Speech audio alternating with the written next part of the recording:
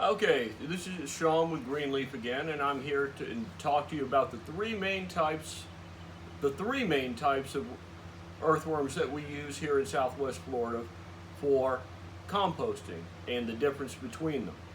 The three main types that we're going to be discussing today is the African worms, the red worms, and the Europeans. First, we're going to go with the Europeans. Europeans are mainly used for fishing and are not very good for composting because they take so long to compost and they reproduce a lot slower than the reds and the African worms. Now I'm going to show you what they look like here in a minute when we get sifting the bin. And the system we're going to be sifting today is the 5-gallon bucket system. It's a very good system for beginners who are beginning vermicomposting because they are portable and you can take them in and you can use them, and they work for small gardens or small amounts of plants that you have. It works very good for home use. And I'll get back with you when we start sifting the worms, and I'll show you the difference between the colors of the worms and everything so you can identify them on your own. Okay guys, this is Sean with Greenleaf again. I'm back. We just got done sifting the bucket of Europeans, and you get an idea of how much castings you get out of a 5-gallon bucket of worms. There you go, there are the castings. And I found some eggs and a baby worm that just hatched. So I'm going to put them out on the paper towel right here and let you have a look at them. Now what you do is move them around a little bit, get the sticks and stuff off them.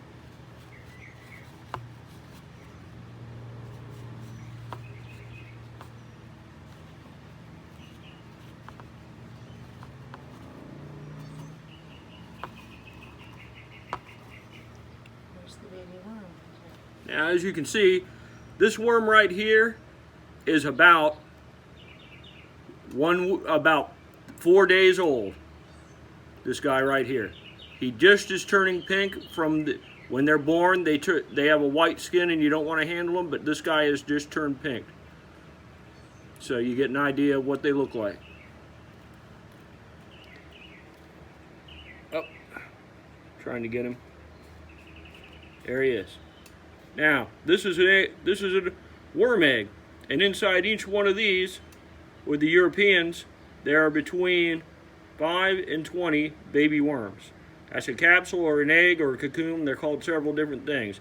Now this one is round, but they can be more pointed, like that one, and a little bit bigger. They vary in size from that size to that size, and they could have pointed ends and slightly different colors. So I just wanted to show you that real quick. Okay, that's it. As you can see, this is the red worm bucket. And you notice there are a lot more worms in here than there were in the European night crawlers. And by the way, that bucket we just sifted has sat for 4 months.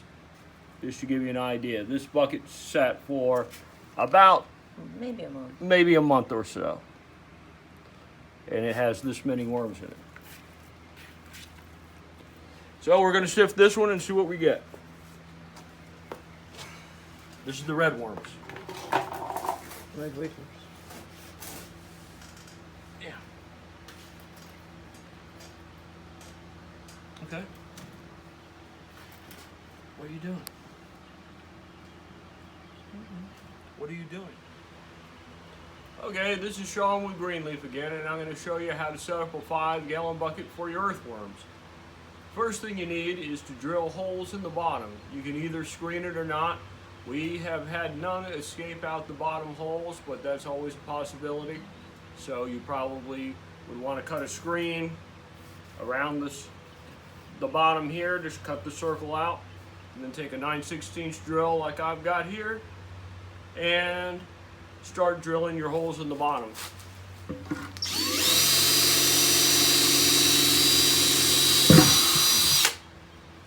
throw about, you know, maybe 8 or 9 of them to allow it to drain. Main thing is you don't want water to sit in the bottom of your bucket, because you don't want your worms to drown.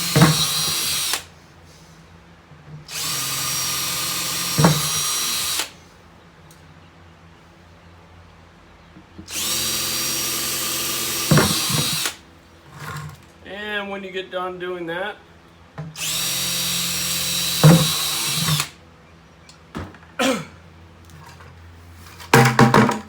you mix up the bedding. We're going to be using peat moss and organic potting soil today. And do we have shredded paper? Alright, we're just going to be using the peat moss and organic potting soil today.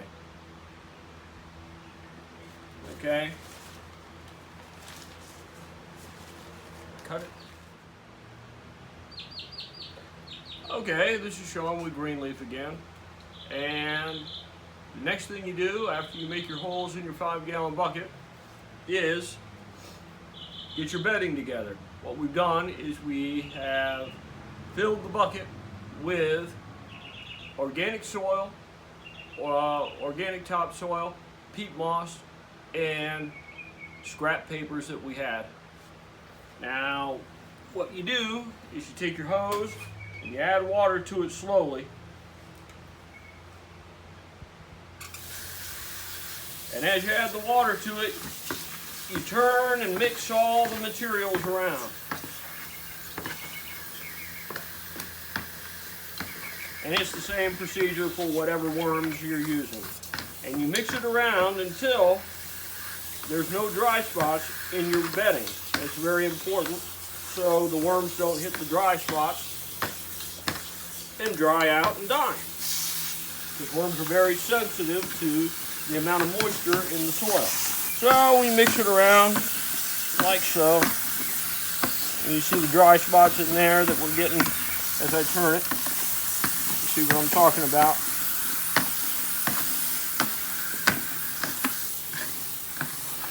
And you notice I haven't got the hose on full blast because we don't want it underwater.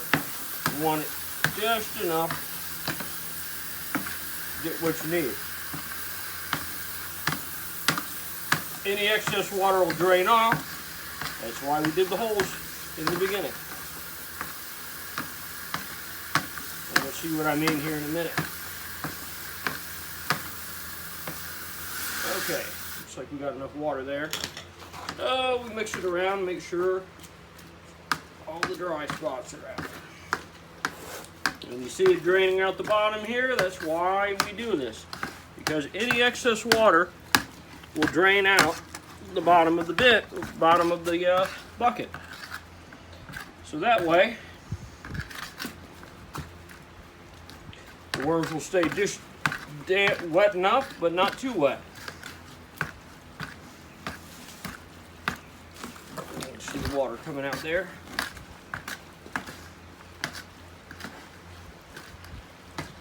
And we just stir it around for a minute or two until we get the right mixture that we need.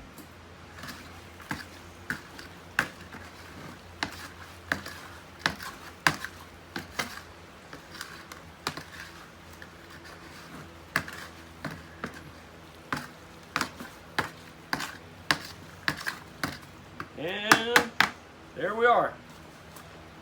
And that's mixing the bedding. Now we're going to add the worms. I'm going to start with the Europeans here. Add the Europeans in. What you do is take the old bedding and the worms and dump them right in the top there. And you're ready to go. That's basically it. And it works. Okay, this is Sean with Greenleaf again, and we are going to do the last step in setting up your 5-gallon bucket for worms is to feed them. The simplest thing is to feed them masa, which is unrefined cornmeal. You want the cornmeal that is white, not yellow, because that way your bin and your castings will stay organic. You also want to make sure you have a lid for your bucket as well. Very important, because you want to make sure it stays as dark as possible in there so your worms will work for you.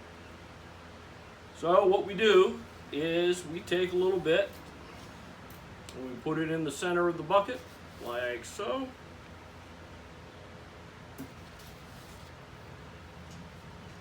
And after we get done with that, you don't want to spread it all over the place, because when worms feed, they produce amino acids, and they have to have a place to get away from the acids that the food that they produce when they feed. So you only want to feed them in that little center in the middle. And you water it down just a little bit, Turn like so. And that's all you do. Put the lid on, you're ready to go.